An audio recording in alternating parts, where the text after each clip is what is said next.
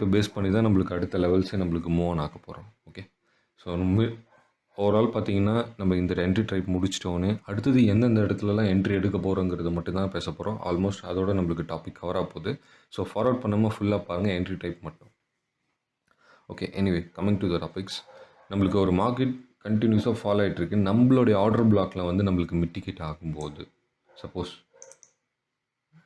நம்மளுடைய ஆர்டர் பிளாக்ல வந்து நம்மளுக்கு மிட்டிகேட் ஆகும்போது, தென் ஆஃப்டர் ஆர்டர் பிளாக் மிட்டிகேஷனுக்கு அப்புறம் நம்மளுக்கு ஃபார்மேஷன், கேண்டலோடைய ஃபார்மேஷன் நம்மளுக்கு புல்லிஷாக இருக்கணும். ஸோ புல்லிஷாக இருந்துச்சுன்னா அந்த கேண்டில் தான் நம்மளுக்கு ஃபஸ்ட் கேண்டலாக நம்ம கன்சிடர் பண்ணிக்கணும். ஸோ இந்த கேண்டில் எப்படி ஃபஸ்ட் கேண்டலாக கன்சிடர் பண்ணிக்கணும்னா, இந்த ஃபார்மேஷன் முடிஞ்சதுக்கப்புறம் இதுக்கு அடுத்த வர கேண்டில் இந்த கேண்டலோட ஹையராக போயிட்டு நம்மளுக்கு புல்லிஷாக க்ளோஸ் ஆகிருக்கணும். ஸோ புல்லிஷாக க்ளோஸ் ஆகிருந்தால் மட்டும்தான் தட் இஸ் அ கன்சிடர்